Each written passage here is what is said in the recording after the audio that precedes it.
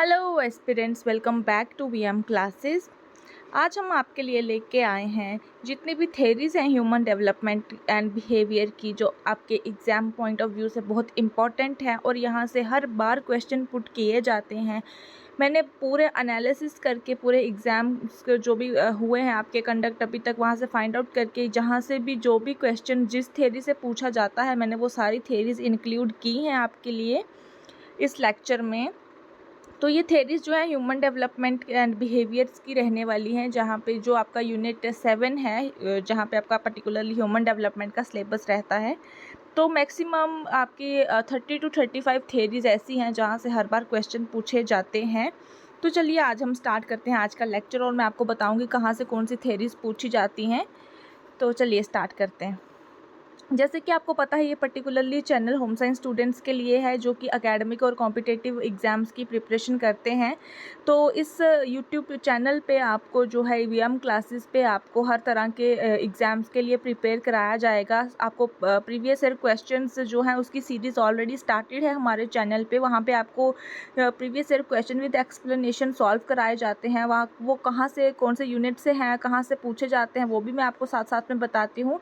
मैंने आपको प्रॉमिस किया है कि मैं आपको फुल सिलेबस जो है वो कवर कराऊंगी, आपको मॉक टेस्ट भी कंडक्ट कराऊंगी, आपकी क्लासेस भी लूँगी, प्रैक्टिस सेट्स भी आपको कराऊंगी और जितने भी एक्सपेक्टेड एमसीक्यूज़ रहते हैं, जो भी यहाँ जहाँ से चांसेस रहते हैं कि यहाँ से कोई क्वेश्चन जो है वो पुट हो सकता है, तो मैं वो भी आपके लिए लेके आऊँगी।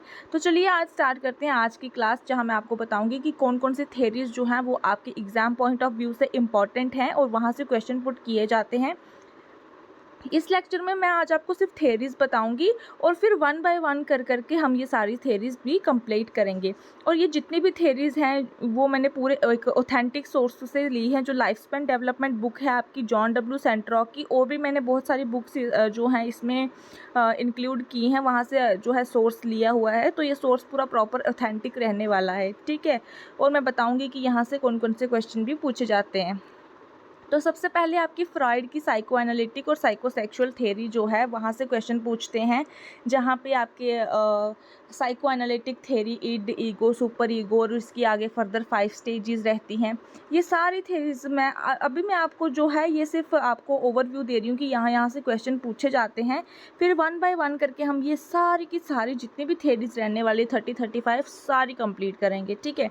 सेकंड आपको पूछे जाते हैं एरिक्सन की साइको सोशल थ्योरी से क्वेश्चन पूछे जाते हैं, जहाँ की उसकी स्टेजेस हैं। फिर स्टेजेस के आपको 8 स्टेजेस हैं, वहाँ से क्वेश्चन पुट किए जाते हैं। फिर उनका कंपैरिजन एक स्टेज का दूसरी स्टेज के साथ, कौन सा एज ग्रुप कौन सी स्टेज में फॉल करता है, इस तरह के क्वेश्चन पूछते हैं। फिर पियाजे की कॉग्निटिव डेवलपमेंट थ्योरी, इसमें भी फर्दर स्टेजेस हैं। फिर बाइगॉट्स्की की सोशल कॉग्निटिव थ्योरी, स्किनर की ऑपरेंट कंडीशनिंग, बेंडूरा की social cognitive theory, John Locke and John Rousseau का जो बहुत ही इन्होंने इंपॉर्टेंट कॉन्सेप्ट दिया है टैबुला रासा ब्लैंक स्लेट का, यहाँ से क्वेश्चन पूछते हैं। इथोलॉजिकल थ्योरी जो कॉनॉर्ड लिनॉर्स की है, जॉन बॉल्बी की अटैचमेंट थ्योरी, ब्रॉनफेन ब्रेनर का इकोलॉजिकल थ्योरी, यहाँ सब इन सारी थ्योरी से क्वेश्चन पुट किए जाते हैं। तो ये सारी थ्योरीज आपको मैं पढ़ाऊँगी। फिर जी.एस. हॉल की मैचुरनिस्ट थ्योरी से पूछे जाते हैं। एक्लेक्टिक थ्योरी, आर्टिकल ओरिएंटेड के क्वेश्चन पूछे जाते हैं। इंफॉर्मेशन प्रोसेसिंग थ्योरी से भी पूछा गया था last time. Biopsychosocial model theory, ये बायोसाइको सोशल के जो मॉडल्स भी होते हैं और इसकी थ्योरीज भी हैं, यहाँ से भी क्वेश्चन पुट किए जाते हैं। फिर आपका रहता है बड़ा ही इम्पॉर्टेंट चार्ल्स डार्विन का इवोल्यूशनरी थ्योरी। फिर बॉमरिन्स के पेरेंटिंग स्टाइल्स, जहाँ पे वो अथॉरिटेरियन, अथॉरिटेटिव, परमिसिव, इस तरह के पेरेंटिंग स्टाइल की बात करते हैं और वहाँ से क्वेश्चन आते हैं। इंटेलिजेंस थेरीज़ आपकी रहती हैं, जो कि एक नहीं है बहुत सारी हैं। जैसे गार्डनर की मल्टीपल इंटेलिजेंस थेरी है, बिनेट के टेस्ट्स हैं, फिर बैचलर के टेस्ट्स हैं और उनकी थेरीज़ हैं, वहाँ से क्वेश्चन पुट किए जाते हैं। कॉलबर्ग की मोरल डेवलपमेंट थेरीज़, जहाँ पे 3 लेवल और 6 स्टेजेस हैं। मार्शिया का आइडेंटिटी स्टेटस, जहाँ पे क्वेश्चन पूछे जाते हैं, जहाँ पे 4 स्टेजेस रहती हैं, कहाँ पे बच्चे जो क्राइसिस और एक्सप्लोरेशन करते हैं। फिर बिग 5 फैक्टर ऑफ पर्सनैलिटी, वहाँ पे जहाँ पे 5 फैक्टर पर्सनैलिटी थेरी जो दी है, वहाँ से क्वेश्चन पूछते हैं। फिर बायोलॉजिकल थेरीज ऑफ एजिंग, अब आपकी जो लाइफ स्पैन रहता है स्टिल इन्फेंसी से ओल्ड एज तक, तो हर एक स्टेजेस पे जो रहता है आपकी थेरीज रहती हैं, उनके चैलेंजेस रहते हैं, उनके जो है डेवलपमेंटल टास्क रहते हैं, वहाँ से क्वेश्चन पुट होते ही होते हैं। ऑल्दो आपका सिलेबस जो है ह्यूमन डेवलपमेंट का यूनिट 7 बहुत ही लेस है, लेकिन वहाँ पे डीप डाउन वो बहुत इंपॉर्टेंट जो आपको क्वेश्चन पूछते हैं। फिर आपका आ जाता है बायोलॉजिकल थेरीज ऑफ एजिंग। फिर आपका इसी के अंडर आपकी एक्टिविटी थेरी भी आती है, सोशो इमोशनल सिलेक्टिविटी थेरी। फिर selective optimization with compensation theory of aging. फिर Kubler Ross theory of dying, जहाँ पे आपको दिया जाता है कि कैसे एक इंडिविजुअल जो है पहले बार्गेनिंग करता है, फिर डिनाइल करता है, उसको एंगर होता है, फिर एक्सेप्टेंस होती है, इस तरह से। अब मैं आपको बताऊंगी कौन सी थेरी कहाँ पे फॉल करती है। अब जैसे फ्रॉइड और एरिक्सन की थेरी है तो वो साइकोडायनामिक साइको एनालिटिक थेरीज में आ जाएंगी।